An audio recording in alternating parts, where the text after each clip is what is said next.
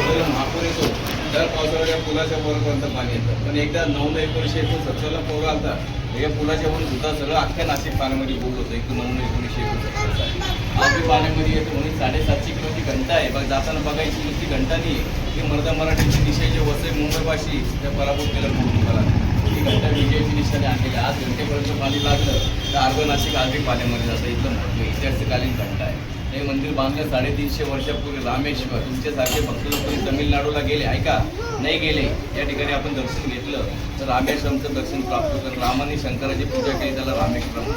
आपण तिकडे नाही जायचं, इथून बाहेरून दर्शन घ्यायचं. त्यानंतर आपला 3 नद्यांचा संगम आहे, तिथं हातपाय गोळा जायचा. तर जाताना घंटेचं दर्शन घ्यायचं, कारण मंदिराचं मध्ये काम चालू. रामेश्वरम भगवान की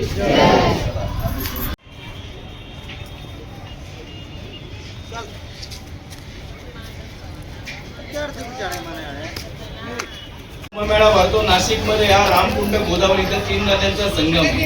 एक अरुणा, वरुणा, गोदावरी. गोदावरीचा उगम एक त्र्यंबकेश्वर.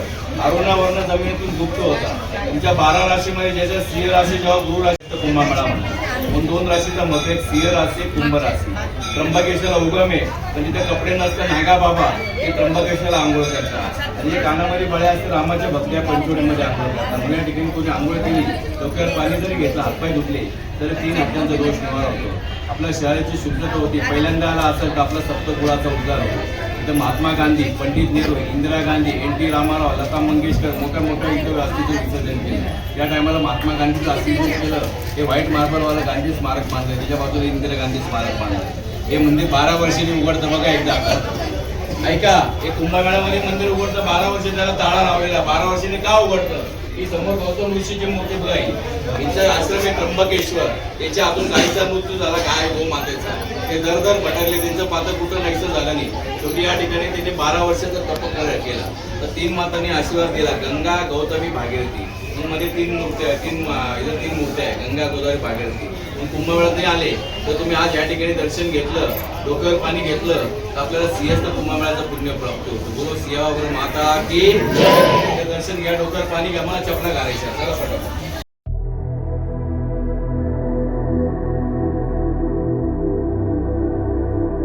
10वा 12वा 13वाची विधी आज बी नाशिकमध्ये होता. कोणी मनुष्य वारलं, मेलं, त्यांच्या आज बी हाडांचं 3 तास पाणी होतं. तुम्हाला जे सांगितलं ते गोदावरी रामकुंड. पहिले नाव होते जंगलाचे दंडकारण्य, आता नाव आहे पंचवटी. पंचवटी म्हणजे 5 वडाची झाडं. ते तुम्ही लेडीज पूजा करता ना आपल्या नवऱ्यासाठी वटपौर्णिमेला, ती पंचवटीचे 5 वड आपण पुढे बघणार आहे. तर नाशिकमध्ये 2 राम आहे. तुमच्या तुम्हाला गोरा राम आहे, पुढं काळा राम आहे. पण वास्तविक राम गोरा बी नव्हता, काळा नव्हता. राम होता आकाशाचा निळा कलर. तर 4 महिने 25 राम राहिला. आपण पुढे जाणार रामाची पर्णकुटी झोपडी. आपण तर मोठ्या घरात राहतो, कोणी बंगल्यात राहतो, कोणी आता फ्लॅटमध्ये राहतो. पण राम जे राहिले ते साधारण पान आणि पत्तूच्या पर्णकुटी 4 महिने इथं राहिले. तेव्हा लक्ष्मणाने अग्निरेषा मारली, सीता दान करायला गेली, सीतेला पळत होते. पुढे बघणार काळा मावते काळा राम. पण वनवास संपला, राम गेले अयोध्येला. त्यांना चेहऱ्याला चंदन लावलं, दुधाचा मधाचा सगळ्यांचा अभिषेक झाला. तो आनंदी राम झाला. तो गोरे राम आहे, गोरा हनुमान आहे. बघा बाय, हे 200 वर्षापूर्वी मंदिर बांधलंय. पूर्ण सिसमचं लाकूड आहे बघा. आज बी अर्ध मंदिर पाण्यामध्ये बुडतं पाण्यामध्ये, तरी लाकडाला काही फरक पडत नाही. पण एकदा 9/1969 साली गोदावरीला महापूर आला. संपूर्ण मंदिर 3 दिवस पाण्यात होतं. तरी लाकडाला बघा कुठं फुगलं नाही, कुठं खराब झालं नाही. तुमच्या समोर आहे तसं लाकूड हे सिसमचं लाकूड आहे. म्हणून गोरे राम आनंदाचं दर्शन, काळा राम म्हणजे सीतेला पळवल्याचं दर्शन. आता आपण समोरून गेलो नाही, 100 पायऱ्या आहे, म्हणजे शॉर्टकटमध्ये 20 पायऱ्या आहे. प्रत्येक महादेवाच्या मंदिरात जातो का महादेवापुढं नंदी असतो, आहे का नाही? छोट्या शिवापुढं छोटा नंदी, मोठ्या शिवापुढं मोठा नंदी. पण महादेवापुढं नंदी असतो, कारण शंकर गुरु आहे, महादेव त्याचा नंदी शिष्य आहे. पण इथं उलट आहे, शंकरापुढं नंदी नाही. का नाही आहे? देवाने आपल्याला सगळ्या काही गोष्टी दिल्या, पण एक गोष्ट दिली अहंकार. हा मानव निर्मित आहे. कोणाला पैशाचं घमंड आहे, कोणाला आपल्या रूपाचं घमंड आहे, कोणाला घराचं घमंड आहे, कोणाला एकरीचं घमंड आहे. पण तुमच्या एक वेळ घमंड तुटतो, किती मोठा राहून.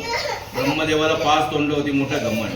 4 तोंड महादेवाची देवता लोकांची पूजा पाठ करायचं, पण 1 तोंड होतं देवता लोकांचं निंदा करायचं. तर महादेव क्रोधात आले, त्यांनी क्रोधामध्ये एक मुंडन छाटलं. तर महादेवाला ब्रह्माची हत्या लागली. क म्हणजे कपाळ, श म्हणजे शरीर. पूर्ण शरीर निळं ते काळं पडलं. निळं शरीर महादेवाचं. त्यांनी विष पिलं होतं. वीज गणपतीचा कंठ निळा होता. तर मार्गदर्शन नंदीने दाखवला रामकुंडामध्ये. ते दर भटकले, त्यांचं पात्र कुठं नाहीचं झाले. तर नंदीने मार्ग दाखवला रामकुंडामध्ये. त्या ठिकाणी महादेवाने आंघोळ केली. क म्हणजे कपाळ आणि श म्हणजे शरीर. गोदावरी स्नान केल्यामुळे त्यांचं शरीर शुद्ध झालं. देवाचं नाव पडलं कपालेश्वर. शंकर शिष्य बनले, नंदीला गुरु बनवलं, कारण तुझ्यामुळे माझं पातक नाहीसं झालं. म्हणून प्रत्येक महादेवाकडून नंदी असतो, नाही तर नंदी नाहीये. नंदी गोदावरीमध्ये गुप्त झाला, महादेव इथे एकटे येऊन बसले. प्रत्येक मंदिरात आपण अर्धी प्रदक्षिणा मारतो का? नंदीला आपण ओलांडत नाही तर नंदी नसल्यामुळे जिथून सुरुवात केली तिथून सगळ्यात शेवट केली. एक प्रदक्षिणा तुम्ही जरी कपालेश्वरला संपूर्ण मारली, तुम्हाला 12 ज्योतिर्लिंगाचं दर्शन, तुम्हाला एक कपालेश्वर प्राप्त होतो. ज्या बायानं लग्न होऊन मुलबाळ होत नाही, 5 वर्ष, 8 वर्ष, 12 वर्ष, 14 वर्ष, 16 वर्ष, 16 वर्षानंतर गॅरंटी संपते पाहिजे. पण त्याच्यामध्ये कोणी लेडीज असेल तिला मुलबाळ झालं नाही, ती शनिवारच्या दिवशी एक त्र्यंबकेश्वर नाही तर कपालेश्वर रात्री 10 वाजता गरम पाण्याची नाणी असते, कडक पाणी. बंबामध्ये तुमच्या घरी बंब असेल ना, पहिले आपले पितळी बंब होते, त्या बंबामध्ये पाणी तापवलं जातं. चंदनाच्या पात्रामध्ये 2 ठिकाणी गरम पाण्याचा अभिषेक, एक त्र्यंबकेश्वर, एक कपालेश्वर. तिचा मुलबाळ होते, तिने स्नान केलं 7 शनिवार इथं. तिला 1 वर्षात 2 वर्षात मुलगा नाही तर मुलीचा कृपा ससा प्राप्त होतो.